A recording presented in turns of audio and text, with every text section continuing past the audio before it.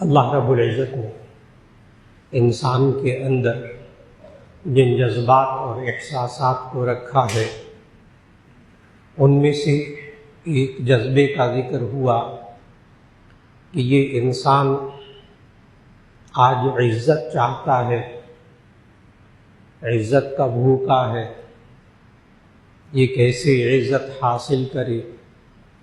گزشتہ ملاقاتوں میں اس کا ذکر ہوا۔ پھر اسی طرح انسان کی ایک جذباتی کیفیت یہ ہوتی ہے کہ دوسرے انسانوں سے محبت چاہتا ہے، نفرت سے بچنے کی کوشش کرتا ہے، اور یہ انسان کیسے وہ محبت حاصل کرے اس کی طویل کیفیات سامنے آئیں۔ آج کی نشست میں انسان ایک اور چیز چاہتا ہے، اور جب تک وہ چیز انسان کے درمیان گھر کے اندر، معاشرے میں، کاروبار میں، افراد میں موجود رہتی ہے، انسان کو سکون ملتا ہے، اور جب وہ چیز گھر میں ختم ہوتی ہے، کاروبار میں ختم ہوتی ہے، معاشرے کے اندر، خاندانوں کے اندر ختم ہوتی ہے، تو انسان بے چین اور بے سکون ہو جاتا ہے، اور وہ ہے آپس کا اعتماد۔ اگر شوہر بیوی پر اعتماد نہ کرے، بیوی شوہر پر اعتماد نہ کرے، ماں باپ بچوں پر، جوان بچوں پر اعتماد نہ کرے، جوان بچے ماں باپ پر اعتماد نہ کرے، جہاں ہم کام کرتے ہیں، خدمات انجام دیتے ہیں دفاتر کے اندر، وہاں بڑے کا چھوٹے پر اور چھوٹے کا بڑوں پر اعتماد نہ رہے۔ انسان کاروبار کرتا ہے، آپ چیزیں خریدتے ہیں دن بھر میں، کھانے کی، پینے کی، سبزیاں، دودھ، گوشت، آٹا، آپ بڑا اعتماد تلاش کرتے ہیں، کہاں سے اچھا دودھ ملتا ہے، پتہ نہیں کہاں سے چل کر کہاں سے دودھ لینے جاتا ہے۔ اعتماد، خالص کہاں ملتا ہے، گوشت کہاں خالص ملتا ہے، بڑی باتیں ہوتی ہیں آپس میں، سوچ سمجھ کر جاتے ہیں گوشت لینے کے لیے، پیچھے اعتماد ہوتا ہے۔ لوگ کہتے بھی ہیں وہ پیسے بہت لیتا ہے، وہ دودھ والا، وہ گوشت والا، وہ سبزی والا، یہ بندہ آگے سے کہتا ہے پیسوں کی کوئی بات نہیں، چیز تو اچھی دیتا ہے، اعتماد ہے۔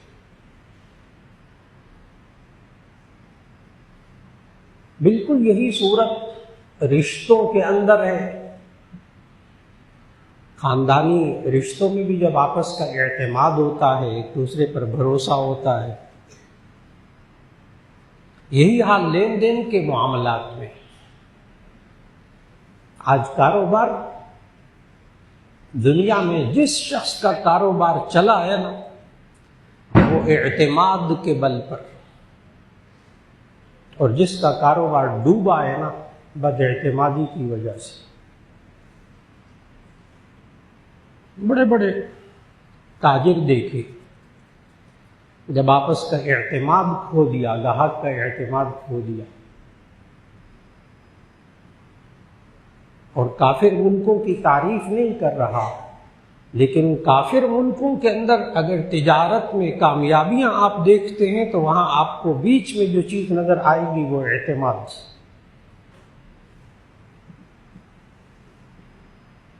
جو باہر چیز لکھی ہے وہی اندر ہوگی، اس کے خلاف نہیں ہو سکتا۔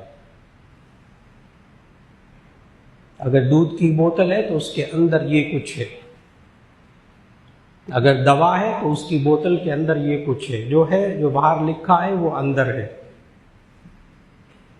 دوائیوں میں بھی ایک مریض کا اور ڈاکٹر کے ساتھ جو تعلق ہوتا ہے وہ اعتماد کا بنیادی تعلق ہوتا ہے۔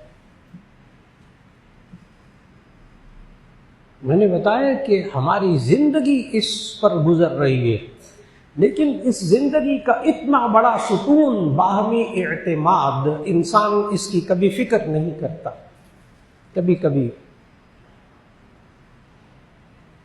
اس کو اگنور کر دیتا ہے، اس طرف توجہ نہیں دیتا۔ یہ اعتماد ختم کیسے ہوتا ہے اور یہ باہمی اعتماد پیدا کیسے ہوتا ہے؟ اعتماد ختم ہو جائے تو نقصان کیا ہوتا ہے؟ اعتماد باقی رہے تو اس کے فائدے کیا ہوتے ہیں؟ قرآن و سنت کی روشنی میں آج صرف اسی موضوع کو ذکر کرنا مقصود ہے کہ زندگی کا اتنا بڑا ستون اور یہ اعتماد کی جو دیوار ہے، مضبوط دیوار اعتماد کی، اس کے بارے میں بڑے غور سے زندگی کے اندر ایک اصول ذہن میں رکھنا چاہیے۔ اعتماد کی دیوار کے بارے میں، مضبوط دیوار،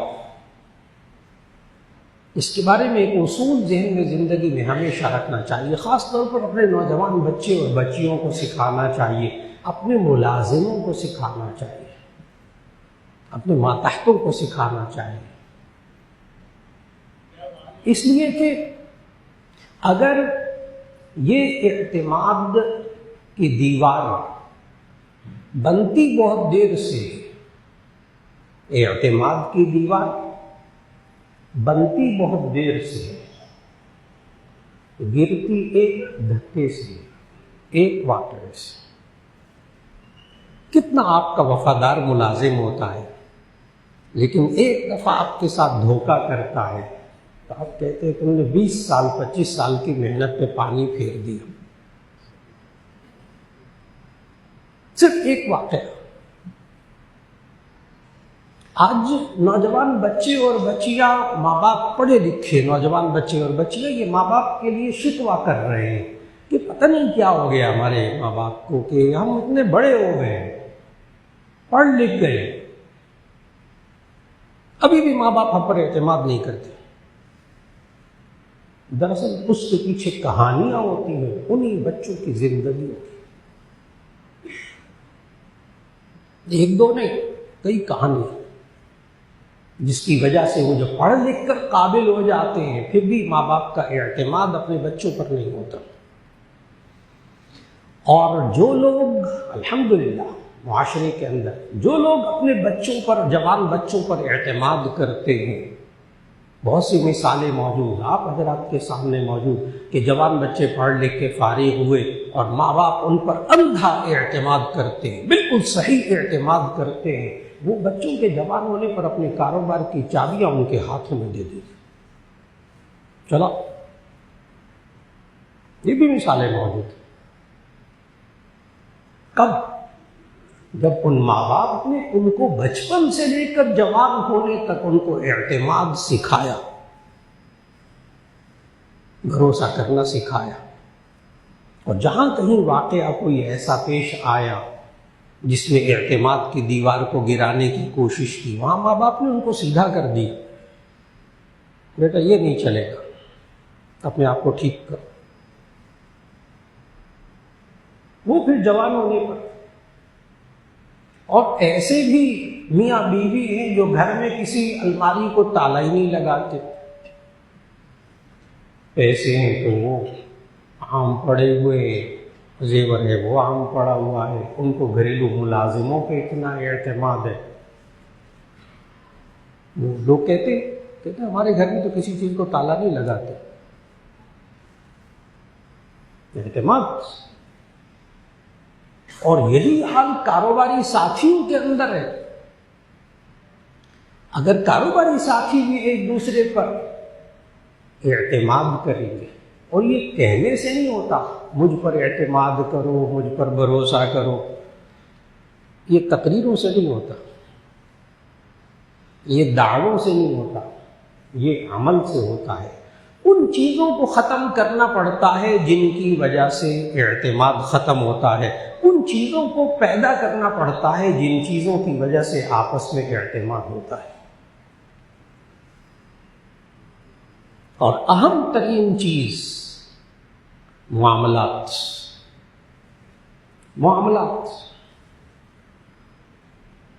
اگر میاں بیوی کے معاملات، مالی معاملات، لین دین کے معاملات درست ہوں گے، وہ ایک دوسرے پر اعتماد کریں گے. اگر بیوی کی نظر ہر وقت شوہر کے بٹوے پر ہوگی، کس طرح اس میں سے پیسے نکلواؤں، شوہر بھی بٹوا چھپا چھپا کے رکھے. اور اگر شوہر کی نظر بیوی کی چیزوں پر ہوگی، زیور پر، پیسے پر، وہ اپنے زیور اور پیسے کو چھپا کے رکھے گی.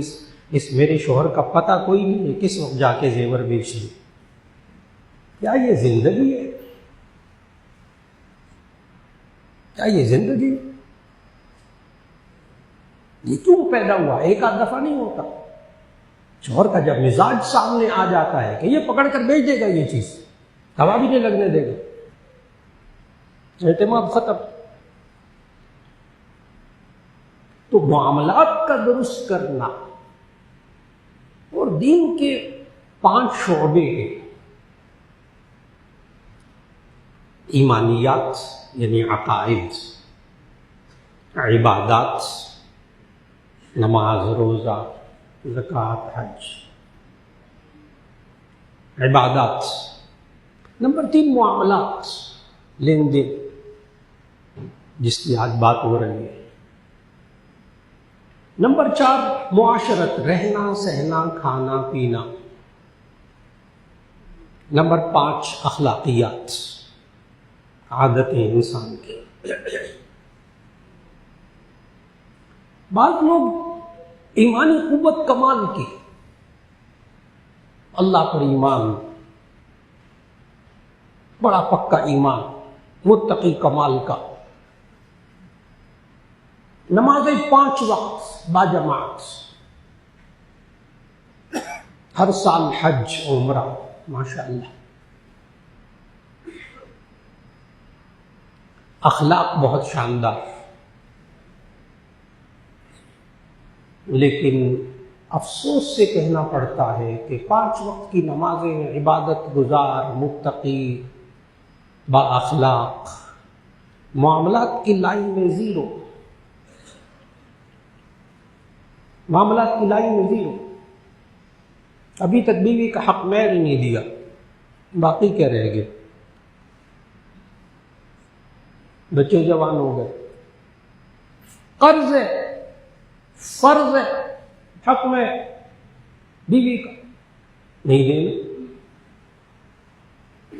ویسے شادی کے موقع پر لاکھوں روپے کا زیور بنا کے دے دیں گے، منہ دکھائی دیں گے لاکھوں روپے، لاکھوں روپے کھانے پہ لگا دیں گے، جو فرض نہیں ہے. حق مہر فرض ہے، نکاح کے فوراً بعد فرض ہو جاتا ہے، وہ نہیں دینا. یہ اتنا لازم ہے. معاملات کی صفائی، معاملات کی صفائی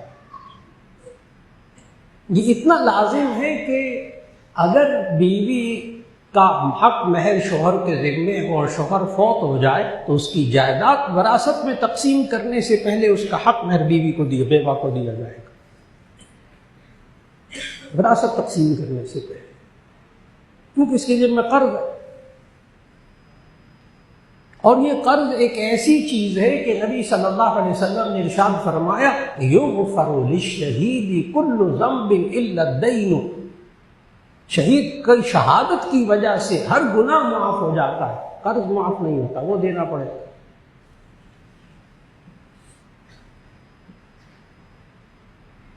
یہ انسان آج اپنی زندگی کے معاملات کو درست کرنے کی کوشش کرے، اعتماد قائم ہوگا.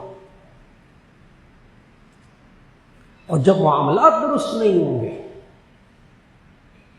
تو باہمی اعتماد نہیں ہوگا.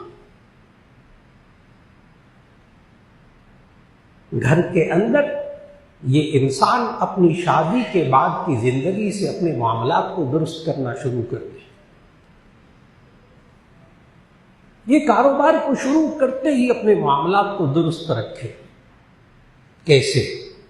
یہ اتنی اہمیت ہے والی بات ہے معاملات کو درست کرنا کہ قرآن مجید کی سب سے لمبی آیت، سب سے طویل ترین آیت مداینہ، اس کو مفسرین کہتے آیت مداینہ، سورہ بقرہ کے آخری رکوع سے پہلے والے رکوع کے شروع کی آیت، قرآن مجید کی سب سے لمبی آیت۔ کیا عجیب بات نہیں ہے معاملات کے بارے میں؟ لمبی آیت، نہ حج کے بارے میں، نہ نماز کے بارے میں، نہ زکوٰۃ کے بارے میں، نہ روزے کے بارے میں، سب سے لمبی آیت معاملات کے بارے میں۔ اتنی اہمیت اللہ نے دی قرآن کے اندر۔ نبی صلی اللہ علیہ وسلم نے اپنے معاملات کو اتنا صاف رکھا۔ معاملات کو صاف رکھنے کے لیے دو خوبیاں، دو بنیادی خوبیاں،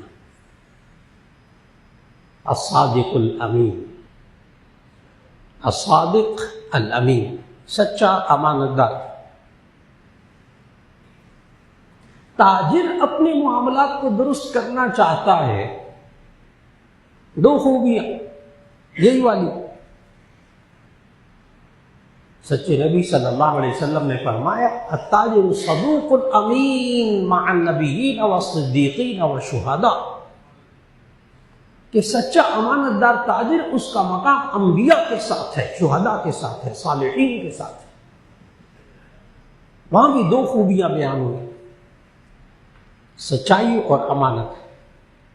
نبی صلی اللہ علیہ وسلم نے نبوت ملنے سے پہلے جوانی کے اندر اپنے معاملات کو بالکل صاف رکھا، اور نبی صلی اللہ علیہ وسلم کو نبوت ملنے سے پہلے قریش مکہ، کفار مکہ کی طرف سے اعتماد ملا ہے، اعتماد کی دولت ملی ہے۔ ان قریش مکہ نے یہ دو لقب دیے تھے نبی صلی اللہ علیہ وسلم کو، صادق الامین، سچا امانت دار۔ آج نوجوان بچوں کو، بچیوں کو سمجھانا ہوگا، بیٹا اپنے اندر سچائی اور امانت داری پیدا کر لو، ہم ماں باپ تم پر اعتماد کریں، خود بخود اعتماد ہو جائے گا۔ نمبر ایک، سچائی، سچا۔ اور نبی صلی اللہ علیہ وسلم نے تجارت کی جوانی کے اندر۔ حضرت خدیجہ رضی اللہ تعالیٰ عنہ نے، انہوں کو بڑی مالدار بیوہ تھی مکے کی، انہوں نے اپنا سامان دیا نبی صلی اللہ علیہ وسلم کو تجارت کے لیے، ساتھ اپنا غلام میسرہ بھی لگا دیا۔ اس غلام نے واپس آ کر جو رپورٹ دی ہے نا نبی صلی اللہ علیہ وسلم کی تجارت کے بارے میں، کہ آپ نے یہ معاملات کیے اور اس طرح کیے اور لوگوں کے ساتھ لین دین اتنا اچھا، اس بنیاد پر حضرت خدیجہ رضی اللہ تعالیٰ عنہ نے نکاح کا پیغام بھیجا نبی صلی اللہ علیہ وسلم۔ یہ رشتے جو ہے نا، یہ اعتماد کی وجہ سے ہوتے ہیں۔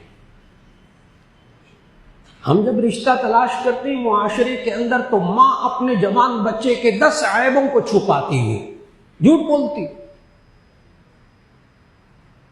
یہ ماں باپ اپنے بچیوں کے 20 عیبوں کو چھپاتے ہیں، جھوٹ بولتے۔ تنخواہ کتنی ہے، غلط تنخواہ بتائیں گے، تعلیم کتنی ہے، غلط تعلیم بتائیں گے۔ جب اس کی بنیاد اس رشتوں کی جھوٹ پر ہوگی، آگے اعتماد کہاں تلاش کریں گے۔ نبی صلی اللہ علیہ وسلم کی پہلی شادی ہوئی اعتماد کی بنا پر۔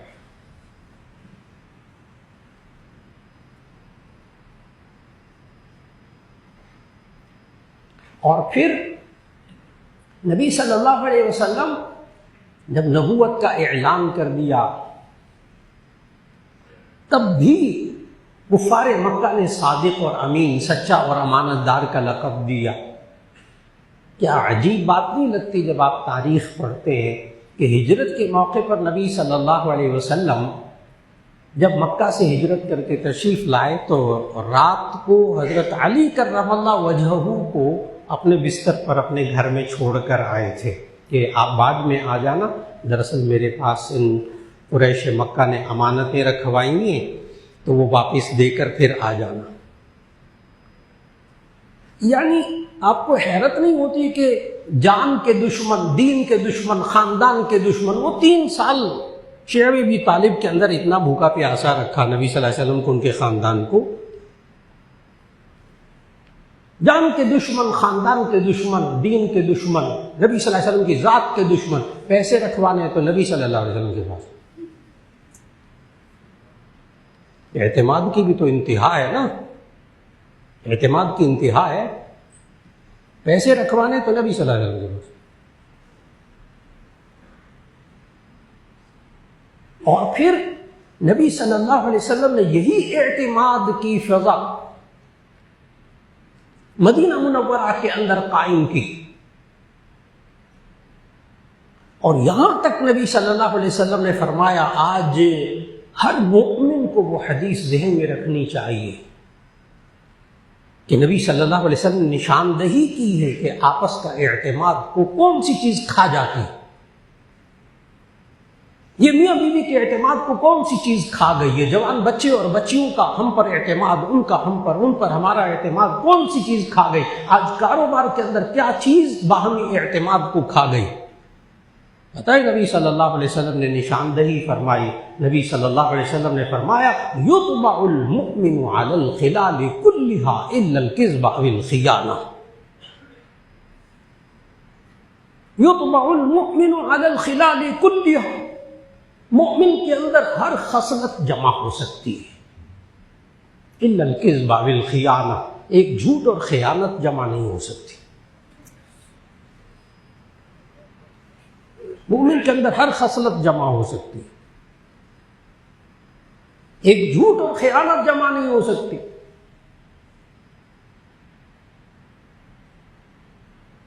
وہ صحابی جو نبی صلی اللہ علیہ وسلم کے پاس آئے اور آ کر کہا یا رسول اللہ میرے سے بہت زیادہ گناہ ہو گئے، میں کیا کروں، گناہ نہیں چھوٹتے میرے سے. لوگ پریشان ہیں آج اس مسئلے میں بھی کہ ہم سے گناہ نہیں چھوٹتے. نبی صلی اللہ علیہ وسلم نے پتہ ہے بسم اللہ کہاں سے کی، سوچنے کی بات ہے. انہوں نے کہا یا رسول اللہ میرے سے بہت گناہ ہوتے ہیں، اب بسم اللہ کہاں سے کی. فرمایا بس جھوٹ بولنا چھوڑ دو، جھوٹ بولنا چھوڑ دو. شروع ہو گئے، صحابی بن گئے رضی اللہ عنہم ورضوا عنہ. یہ نوجوان بچے اور بچیاں ماں باپ سے جھوٹ بولے، دوج دیں، فراڈ کریں، چیٹنگ کریں. اب ماں باپ ان پر اعتماد کریں ناممکنات میں سے. بچیاں پتہ نہیں کن کن معاملات میں ماں باپ سے جھوٹ بولتی ہیں، چاہتی ہیں ماں باپ ہم پر اعتماد کریں، ناممکن. یہ جوان بچے پتہ نہیں کن کن معاملات میں ماں باپ سے جھوٹ بول لیتے ہیں. اب کہتے ماں باپ ہم پر، ہم جوان ہو گئے، ہم اعتماد کریں. پیچھے کہانیاں ہیں. یہی کاروبار کے اندر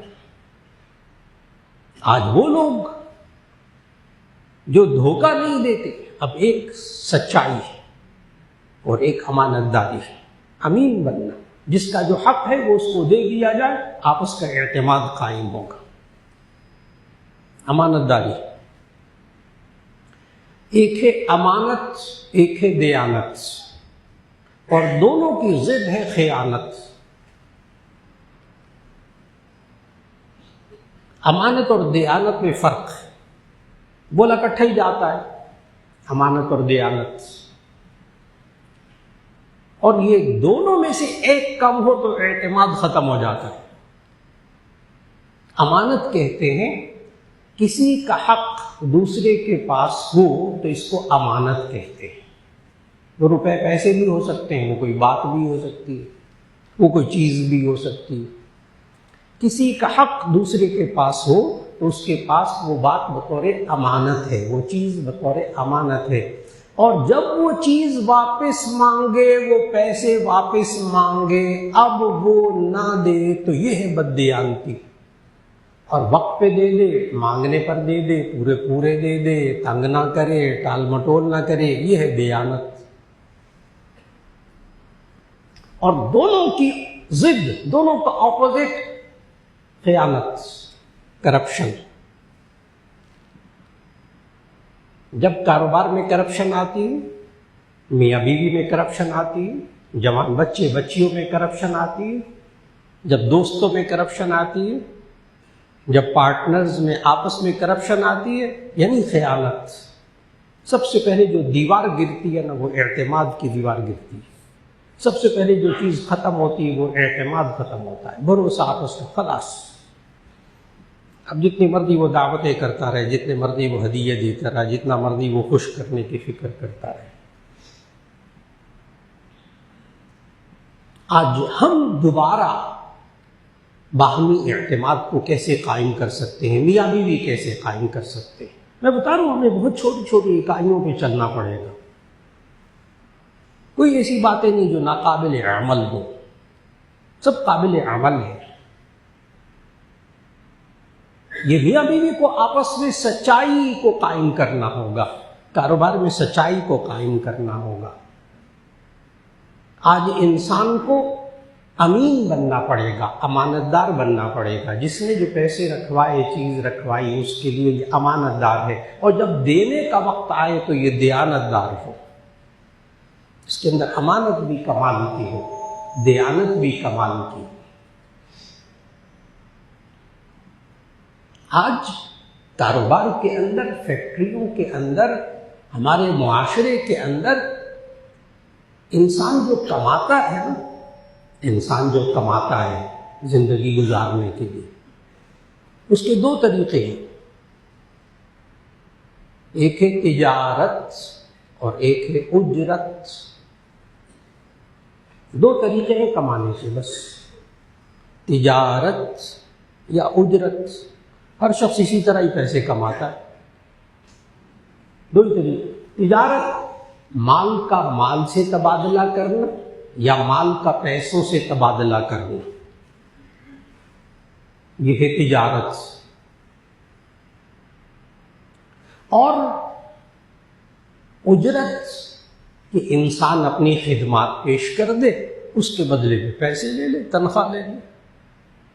یہ جتنے ملازمین ہوتے وہ اجرت پہ کام کرتے، کوئی مہینے کا، کوئی دیہاڑی کا، کوئی ہفتے کا، کوئی ایک خاص کام کا خدمات پیش کرتے۔ ہم اس کو مزدور کہتے ہیں، محنت کرنا کہتے ہیں۔ اور جن قوموں نے اپنے مزدوروں کی اجرت وقت پر دی، یعنی کام کرنے والے، محنت کرنے والوں کی اجرت وقت پر دی، تو انہوں نے دیانت داری کا مظاہرہ کیا۔ دیانت جس کی امانت ہے اس کو بر وقت دے دینا، یہ دیانت ہے۔ آج فیکٹری کے مالکان پر ملازمین کا اعتماد نہیں، اور ملازمین کا ان فیکٹری والوں پر اعتماد نہیں۔ 3 مہینے، 4 مہینے کی تنخواہیں کھائی ہوئی ہیں، روکی ہوئی ہیں، نہیں دینا، نہیں دینا، ظلم کے انتہا، اور باہمی اعتماد نہیں ہے، اعتماد نہیں، اور ظاہر ہے ناجائز، حرام۔ اور پھر جو دوسری طرف وقت پہ آنا، پورا کام کرنا، یہ ان محنت کرنے والوں کے پاس بات بطور امانت ہے۔ وہ وقت پہ نہ آئیں گے، نہ وقت پہ کام کریں گے، چھٹیاں بے جا کریں گے، مالک کی چیز بگڑتی ہے، بگڑ جائے، نقصان ہوتا ہے، ہو جائے، اس کو اپنی تنخواہ سے غرض ہے، اس کے اندر وہ خلوص، وہ دیانت، وہ امانت داری، کیونکہ جو مالک کے حقوق ہیں وہ مزدور کے پاس، محنت کرنے والے کے پاس، ملازم کے پاس وہ بطور امانت ہے۔ آج کافر قوموں کے اندر، جن ممالک کے اندر تجارت کے اندر امانت اور دیانت ہے، اور ملازم اور عاجل اور اجیر کے اندر آپس کا اعتماد ہے، تو وہ معاملات کو درست کرنے کی وجہ سے ہے۔ میں نے کہا کافر ملکوں میں سوچا نہیں جا سکتا کہ یہ کسی کے پیسے دبائے گا، سوچا نہیں جا سکتا یہ کسی کی اجرت کھا لے گا۔ اور جب ہم اپنی آنکھوں سے دیکھتے ہیں اس معاشرے کے اندر، اللہ جزائے خیر دے. ہمارے حضرت محترم صاحب مولانا ارشد الرحیمی صاحب تشریف فرما، انہوں نے بڑی زندگیاں گزاری ان تمام معاملات کے اندر. اس وقت جامعہ اشرفیہ کے صرف ماہانہ جو صرف تنخواہیں ہیں وہ 1,45,00,000 سے اوپر صرف تنخواہیں ہیں. 35 شاخیں، 6,000 سے زیادہ بچے بچیاں پڑھ رہے ہیں. کیا آپ یقین کریں گے کہ ہر فکر ہر مہینے کی 1 تاریخ کو ہر مدرس ہر ملازم کے اکاؤنٹ میں تنخواہ پہنچی ہوئی ہوتی ہے. مالیات کے ذمہ دار بھی تشریف فرمائے، وہ بھی سب چیزیں دیکھتے ہیں. فکر جس کا جو حق ہے اس کو دے، بر وقت دے. ٹال مٹول کرنا 10 تاریخ تک، 11 تاریخ تک، 12 تاریخ تک تنگ کر کے دینا، پیسے روکنا، یہ وہ چیزیں ہیں جو بددیانتی میں شامل ہوتی ہیں اور انہوں نے آپس کا اعتماد ختم کیا ہے. میں بتا رہا ہوں کہ ہماری فیکٹری میں آج کیا ہوا، ہمارے گھروں میں کیا ہوا، ہمارے کاروبار میں کیا ہوا. نمبر 1 سچائی، نمبر 2 امانت داری، نمبر 3 دیانت داری. اب میں وہ چیزیں بتا رہا ہوں جن سے اعتماد بحال ہوتا ہے، اور ساتھ ساتھ وہ چیزیں بتا رہا ہوں جن سے اعتماد ختم ہوتا ہے. جھوٹ سے ختم ہوتا ہے، خیانت بددیانتی سے ختم ہوتا ہے. آپس میں ایک دوسرے کا حق ادا کر دینا، اس سے اعتماد بحال ہوتا ہے. ایک دوسرے کے حق کو مارنے کی کوشش میں لگے رہنا یہ آپس میں اعتماد کو ختم کرتا ہے.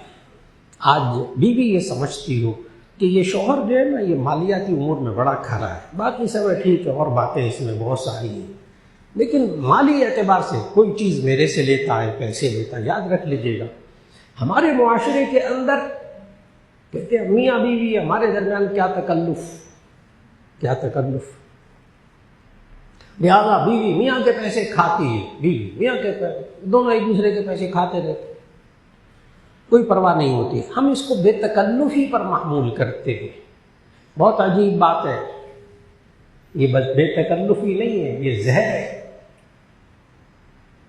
مفید الطالبین عربی ادب کا ایک جملہ ہے، تعاشروا کالاخوان وتعاملوا کالاجانب. غور کرنا ہے آج اعتماد کیوں ختم ہوا.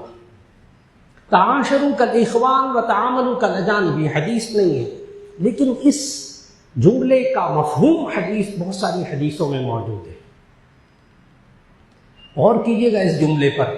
یہ جو ہے نا 2 بھائی ہوتے ہیں کاروبار میں اور پتہ ہی کچھ بس یہ ہم بھائی ہیں، یہ حقیقی بھائی ہیں، ہم ایرے تھوڑے ہیں، بس وہ کتنا کھا رہا ہے، وہ کتنا لے جا رہا ہے، وہ کیا کر رہا ہے، کوئی پرواہ نہیں ہوتی. جی ہمارے درمیان بڑی محبت ہے. ایسے ہی خام خواہ دعوے ہیں جھوٹے. جب بچے ہو جاتے، بیوی آ جاتی، بچے ہوتے، اس کے بعد یہی لڑتے ہیں بھائی آپس میں جو پہلے بڑے بے تکلف ہو کر وقت گزارتے تھے. کیا ہوا؟ شادی ہو گئی، بچے ہو گئے، تو اب اعتماد کیوں ختم ہوا؟ اس لیے کہ اس جملے پر عمل نہیں کیا. تعاشروا کالاخوان وتعاملوا کالاجانب. رہو سہو بھائیوں کی طرح، معاملہ کرو اجنبیوں کی طرح. رہو سہو بھائیوں کی طرح، رہنا سہنا کھانا پینا خوب کرے بھائیوں کی طرح، معاملات کرے اجنبیوں کی طرح، چاہے باپ بیٹا ہو اور چاہے 2 حقیقی بھائی ہو، ایک کاروبار پہ ہے، الگ ہے. کچھ معاملات کی بات آ گئی، میں کون تو کون، خلاص اجنبی بن جائے. پیسے لیے تھے آپ نے، ادا کرے. قرض لیا تھا آپ نے، ادا کرے. قرض کے لین دین میں بھائیوں والا معاملہ نہیں، اجنبیوں والا. اب غور سے جملہ سنیے گا. تعاشروا کالاخوان وتعاملوا کالاجانب. رہو سہو بھائیوں کی طرح، معاملہ کرو اجنبیوں کی طرح. ہمارے معاشرے میں پتہ کیا ہو رہا ہے؟ معاملہ کرتے ہیں بھائیوں کی طرح، رہتے ہیں اجنبیوں کی طرح.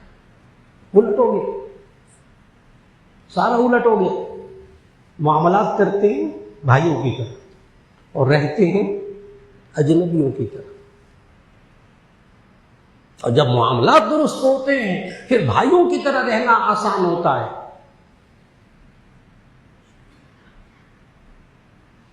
اور پھر اللہ نے کیا سکھایا اس آیت مدائنہ میں؟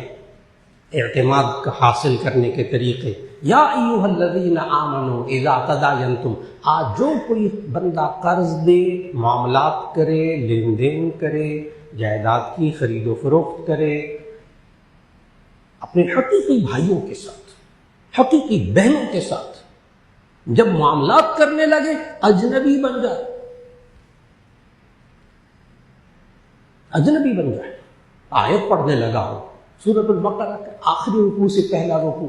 میں نے بتایا اللہ نے معاملات کو اتنی اہمیت دی ہے کہ قرآن مجید کی سب سے لمبی آیت مداینہ کہتے ہیں آپس میں لین دین کرنا، قرض کرنا. اللہ نے پہلا حکم کیا دیا؟ جس حکم کو ہمارے معاشرے میں تاجر بھی، لین دین والے بھی، قرض والے بھی، رشتہ دار بھی اس آیت پر عمل نہیں کرتے، جس کی وجہ سے آپس میں اعتماد نہیں ہوتا. آیت پڑھ کے ترجمہ کرنے لگا. یا ایھا الذین آمنوا اذا تداینتم بدین الی اجل مسمى فاکتبوہ. سوچے کون کہہ رہا ہے؟ خالق کہہ رہا ہے، جس نے ہمیں بھی پیدا کیا ہے، ہماری جان کو بھی پیدا کیا ہے، ہمارے مال کو بھی پیدا کیا. اس کو پتہ ہے یہ مال کا لین دین کیسے کرنا ہے. نہیں کرو گے تو آپس کا اعتماد، بھروسہ ختم ہو جائے گا. یا ایھا الذین آمنوا اذا تداینتم بدین الی اجل مسمى فاکتبوہ. اے ایمان والو، جب تم آپس میں معاملات میں لین دین کیا کرو تو لکھ لیا کرو. آج بھائی کو قرض دے کر ذرا لکھوانے کی کوشش تو کر لے. وہ قرض کی رقم یہاں چھوڑ کے جائے گا، کہنے گے یہ ہمارے سے لکھت پڑھت کروانی ہے، بھائی ہے ہمارے، غیر نہ کام کرے، مجھے نہیں ضرورت اس قرض کی. آج وہ اللہ کے حکم پر عمل کرنے کو تیار نہیں ہے. اللہ کہہ رہا ہے جب تم آپس میں لین دین کیا کرو لکھ لیا کرو. وہ لکھتے نہیں ہیں، بعد میں کہتے ہیں تم نے اتنا دینا تھا، وہ کہتا ہے تم نے اتنا دینا تھا، وہ کہتا ہے میں نے تو دے دیا. نبی صلی اللہ علیہ وسلم نے جو اعتماد کی دیوار معاشرے میں قائم کی تھی نا، ایک دفعہ ایک صحابی نبی صلی اللہ علیہ وسلم کے ساتھ جا رہے تھے. ایک یہودی آیا سامنے سے، کہنے لگا آپ نے میرے سے قرض لیا تھا، واپس نہیں کیا. حالانکہ نبی صلی اللہ علیہ وسلم نے وہ قرض واپس کر دیا تھا. تو وہ یہودی کہنے لگا آپ نے مجھ سے قرض لیا تھا، واپس نہیں کیا. وہ جو ساتھ صحابی جا رہے تھے نا، ان کے سامنے نبی صلی اللہ علیہ وسلم نے اس کو جواب دیا یہودی کو، میں نے آپ کا قرض آپ کو واپس کر دیا تھا، میں نے آپ کا قرض آپ کو واپس کر دیا تھا. بس نبی صلی اللہ علیہ وسلم اتنا جملہ بولا. یہودی کہنے لگا گواہ لاؤ. اب یہ دوسری چیز جس کا اللہ نے حکم دیا تھا اسی آیت میں، ان کو بڑا معاملہ ہو تو گواہ بنا لیا کرے. اور جو ہی نبی صلی اللہ علیہ وسلم نے کہا کہ میں نے وہ قرض دے دیا تھا، تو یہودی کہنے لگا گواہ لاؤ. تو صحابی جو ساتھ کھڑے تھے، یہودی کو اندازہ تھا اس کو گواہ نہیں تھے، تو یہودی کہنے لگا گواہ لائے اگر آپ نے قرض دے دیا تھا. تو ساتھ جو صحابی تھے انہوں نے فوراً کہا یا رسول اللہ صلی اللہ علیہ وسلم، میں گواہی دیتا ہوں کہ آپ نے قرض دے دیا تھا. یہودی کہنے لگا اچھا ممکن ہے اس نے دیکھ لیا ہو. اچھا ٹھیک ہے. یہودی کہنے لگا ٹھیک ہے چلا. نبی صلی اللہ علیہ وسلم نے صحابی کو پکڑ لیا اور کہا کہ تم تو تھے نہیں وہاں، گواہی کیسے دے دی؟ آپ تو نہیں تھے وہاں تو گواہی کیسے دے دی؟ اب جملہ سننے والا ہے اعتماد، کمال کا اعتماد جملہ سننے والا ہے ان صحابی کے بارے میں. نبی صلی اللہ علیہ وسلم جب کہا نا آپ تو نہیں تھے وہاں جب میں نے دیا، تو ان صحابی کا جملہ غور سے سنیے گا. صحابی نے کہا یا رسول اللہ صلی اللہ علیہ وسلم، اگر میں نے اپنی آنکھوں سے آپ کو وہ قرض دیتے ہوئے دیکھا ہوتا تو مجھے اتنا یقین اعتماد نہ ہوتا جتنا آپ نے ابھی فرمایا کہ میں نے دے دیا. مجھے اندھا ایمان یقین ہو گیا کہ آپ نے دے دیا، اس بات پر میں نے گواہی دی تھی. اتنا اعتماد کہ آپ نے جو فرمایا وہ سچ کہا. کاش کہ یہ اعتماد آج اتنا میاں بیوی میں آ جائے کہ بیوی یہ سمجھتی ہو میرا شوہر باقی سب کچھ ٹھیک ہے لیکن بولتا سچ ہے، آج تک اس نے مجھے زندگی میں کبھی جھوٹ نہیں بولا، اور بیوی کے بارے میں شوہر بھی یہ سمجھتا ہو کہ آج تک اس نے جھوٹ نہیں بولا، باقی تو بڑے لڑتی بڑھتی رہتی ہے لیکن یہ جھوٹ کبھی نہیں بولا، اس نے کبھی خیانت اس نے نہیں کی۔ اعتماد کیسے قائم ہوتا ہے؟ یہ انسان جب بھی معاملات کرے گواہی قائم کر لے۔ اللہ نے یہ بھی اس آیت میں حکم دیا کہ 2 گواہ قائم کرے، چھوٹا موٹا معاملہ ہو تو اس کے لیے پابندی کی ضرورت نہیں، بڑا معاملہ ہے، لاکھوں کا معاملہ ہے، کاروباری معاملہ ہے، اس پر باقاعدہ قانونی تقاضے پورے کیے جائیں۔ آج ہمارے معاشرے میں جو قانونی تقاضے پورے نہیں کرتے اس کی وجہ سے بھی اعتماد ختم ہوتا ہے، لیکن جب کاروبار میں لکھ لیا جاتا ہے، گواہ قائم کر لیے جاتے ہیں، اللہ پھر آپس کا اعتماد عطا فرماتا ہے۔ آج معاشرے کے اندر اعتماد قائم کرنے کے لیے ہمیں اپنے آپ کو بدلنا ہوگا، جیسے نبی صلی اللہ علیہ وسلم نے بدلا۔ اگر یہ تاجر آج ناپ تول میں کمی کر رہا ہے تو ایسی صورت میں آپس کا اعتماد ختم ہو جائے گا، اور اگر یہ تاجر ناپ تول میں کمی نہیں کر رہا بلکہ زیادہ دے رہا تو ایسی صورت میں اعتماد قائم کر رہا۔ نبی صلی اللہ علیہ وسلم یہ جو نا ڈنڈی مار کے پیسے کما لے گا، پیسے کما لے، ممکن ہے گھر بھی بنا لے، بلڈنگیں بھی بنا لے، جھوٹ بول کر، خیانت کر کے، ڈنڈی مار کے، لیکن پتہ ہے ایک چیز کھو دی اس نے، اور وہ ہے اعتماد، وہ ہے اعتماد۔ آج بھی پاکستان کے اندر ایسی کمپنیاں، ایسے ادارے آپ سب کے ذہنوں میں موجود ہیں جنہوں نے اپنی کوالٹی کو برقرار رکھا، جنہوں نے اپنی کوانٹٹی کو، اس کی مقدار کو کمال کر رکھا۔ آج آپ لوگ بھی ان کمپنیوں پر آنکھیں بند کر کے اعتماد کرتے ہیں، صرف انہوں نے کوالٹی کو، اس میں ملاوٹ نہیں کی۔ تو اعتماد کو ختم کرنے والی ایک اور چیز دھوکہ، ملاوٹ۔ کیا مصیبت ہے کہ ہمارے معاشرے میں اب میڈیکل سٹور پہ دوا خرید رہے ہیں، اس دوا کے بنانے والے پر بھی اعتماد نہیں، اس دوائی پر بھی اعتماد نہیں، بیچنے والے پہ بھی اعتماد نہیں۔ کام کیا ہو گیا؟ اتنا گر گئے، اتنی پستی میں چلے گئے انسان۔ لیکن آپ اب بھی جانتے ہیں وہ کمپنیاں دوائیوں والی جن کے بارے میں ڈاکٹر بھی کہتے ہیں، دیانتدار ڈاکٹر بھی کہتے ہیں کہ نہیں یہ بالکل ٹھیک دوا ہے، یہ بالکل اس کمپنی کی فلاں ہو، دھڑا دھڑ ان کمپنی کی دوائیاں خریدی جا رہی ہیں، اور وجہ کیا ہے بیچ میں؟ اعتماد۔ آج کا موضوع اعتماد۔ اور نبی صلی اللہ علیہ وسلم نے جب مدینہ طیبہ میں تشریف لائے نا نبی صلی اللہ علیہ وسلم، تو اس وقت اس کا نام یثرب تھا۔ یثرب یہ نام مدینہ شریف کا پرانا نام قرآن مجید میں بھی ہے، یا اہل یثرب لا مقام لکم فارجعوا۔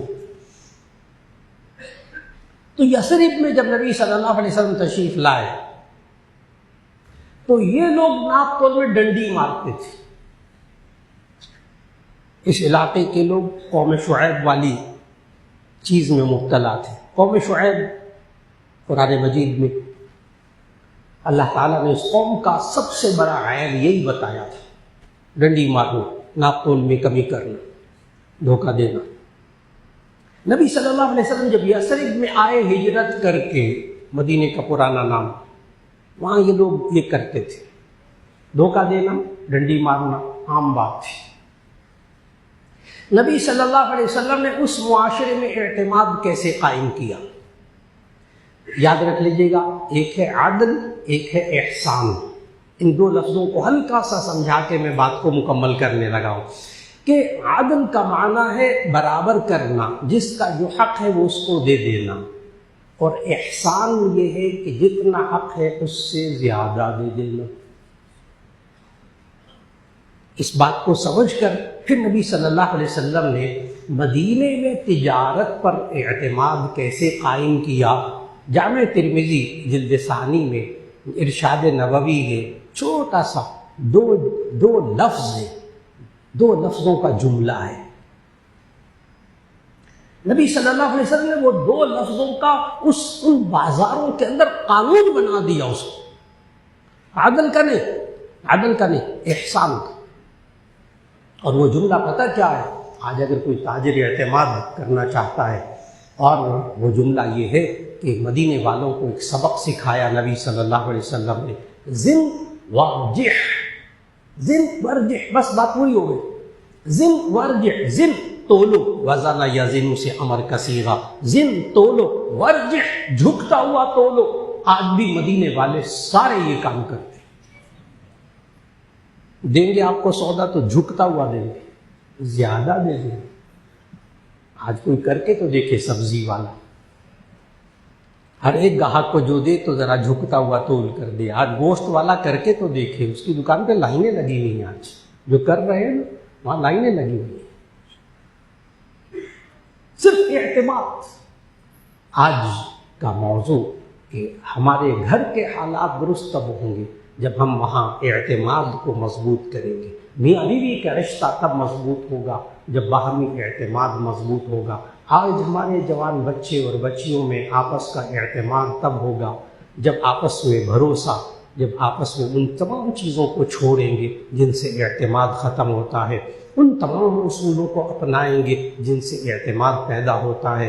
آج کوئی انسان اپنے کاروبار کو چمکانا چاہتا ہے، اس کو گاہک کا اعتماد لینا پڑے گا۔ جھوٹ چھوڑ کر، دھوکہ چھوڑ کر، ملاوٹ چھوڑ کر، سب چیزوں کو چھوڑ کر اعتماد کی دیواروں کو، اللہ ہمارے معاشرے کے اندر مایوس نہ ہوئیے گا۔ اچھا، اس لیے کہ کافروں نے تو ان باتوں پر عمل کر کے اپنے ملکوں میں اعتماد قائم کر لیا، مسلمان کیوں نہیں کر سکتا؟ اور مسلمانوں میں بھی آج جہاں جس نے یہ کام کر لیے، اس نے گاہک کا اعتماد لے لیا، معاشرے کا اعتماد لے لیا۔ اللہ ہم سب کو یہ بد اعتمادی سے نجات دے دے، اور یہ آپس میں ایک دوسرے کا اعتماد اللہ نصیب فرما دے، اور اس کے نتیجے میں اللہ پھر ذہنی اور جسمانی سکون اور برکتیں عطا فرما دے۔ دعا فرما لیجیے گا۔ الحمدللہ رب العالمین، اللہم صلی علی سیدنا ومولانا محمد وعلی آل سیدنا ومولانا محمد وبارک وسلم۔ ربنا آتنا فی الدنیا حسنۃ وفی الآخرۃ حسنۃ وقنا عذاب النار۔ ربنا لا تزغ قلوبنا بعد اذ ہدیتنا وہب لنا من لدنک رحمہ انک انت الوہاب۔ یا اللہ ہمارے گناہوں کو معاف فرما، ہماری لغزشوں کوتاہیوں کو معاف فرما۔ یا اللہ ہم سے آج معاملات کے اندر بہت سے گناہ ہو چکے، یا اللہ تو ہمیں معاف فرما دے۔ ہم نے اپنے کاروبار کو درست کرنے کی توفیق عطا فرما، قرآن و سنت کے مطابق بنانے کی توفیق عطا فرما۔ یا اللہ ہمیں اپنے رشتوں کو، یا اللہ سچائی پر، دیانتداری پر قائم کرنے کی توفیق عطا فرما۔ یا اللہ ہمیں اپنے جوان بچے اور بچیوں کے اندر ان خوبیوں کو پیدا کرنے کی توفیق عطا فرما جس کی وجہ سے ہم اپنے جوان بچے اور بچیوں پر آنکھیں بند کر کے اعتماد کر لیں۔ اے اللہ ہمیں وہ دولت عطا فرما دے۔ اے اللہ ہمیں میاں بیوی کے اندر، گھروں میں، یا اللہ ہمیں آپس کا اعتماد عطا فرما دے۔ اور یا اللہ آج پوری دنیا نے پاکستان پر اعتماد کیا ہوا ہے، سربراہان پر اعتماد کیا ہوا ہے، ہمارے افواج پاکستان پر اعتماد کیا ہوا ہے۔ یا اللہ ان سب کو یہ اعتماد باقی رکھنے کی توفیق عطا فرما دے، اور یا اللہ پوری دنیا میں امن نصیب فرما دے۔ یا اللہ یہ آپس کا اعتماد ایک ایسی چیز ہے جو مسلمانوں کا زیور ہے۔ اے اللہ اس زیور سے ہر مسلمان کو سجنے کی توفیق عطا فرما، اور یا اللہ کو ملک پاکستان کے اندر، ہمارے کاروبار کے اندر، ہماری دوائیوں کے اندر، ہمارے ڈاکٹروں کے اندر، یا اللہ ہمارے تمام رشتوں کے اندر، یا اللہ اعتماد قائم فرما دے، برکتیں عطا فرما دے، ذہنی اور جسمانی سکون عطا فرما دے۔ اور یا اللہ جو کاروباری نقصان میں مبتلا ہے، یا اللہ جو رزق کی کیفیت میں، تنگی کی کیفیت میں ہے، یا اللہ سب کو حلال رزق عطا فرما دے، برکت والا رزق عطا فرما دے۔ جس گھر میں یا اللہ جو پریشانی ہے اس پریشانی کو دور فرما دے، اور یا اللہ دلوں میں جوڑ پیدا فرما دے۔ ربنا تقبل منا انک انت السمیع العلیم وتب علینا انک انت التواب الرحیم۔ ایک اہم دعا بھی فرما لیجئے۔ ہمارے بہت ہی بزرگ، لاہور کے نامور بزرگ شیخ الحدیث حضرت مولانا عبد القیوم نیازی صاحب، جو جامع احیاء العلوم گلشن راوی کے محتمم ہیں، ان کا انتقال ہو گیا۔ اللہ تعالیٰ ان کی مغفرت فرمائے، ان کے درجات بلند فرمائے۔ اور آج جمعے کے دن نماز عشاء کے بعد یہاں جامع شفیہ مسلم ٹاؤن میں ان کی نماز جنازہ ادا کی جائے گی۔ دعا ہے اللہ رب العزت ان کے حضرت مولانا عبد القیوم نیازی صاحب رحمۃ اللہ علیہ کی تمام دینی خدمات کو قبول فرما لے، اور یا اللہ تمام بزرگوں کی مغفرت فرما دے، ان کے پسماندگان کو صبر جمیل عطا فرما دے۔ یا اللہ ان کے تمام شاگردوں کو صدقہ جاریہ ان کے لیے بنا دے۔ ربنا تقبل منا انک انت السمیع العلیم وتب علینا انک انت التواب الرحیم، وصلی اللہ تعالی علی خیر خلقہ محمد وآلہ واصحابہ اجمعین برحمتک یا ارحم الراحمین۔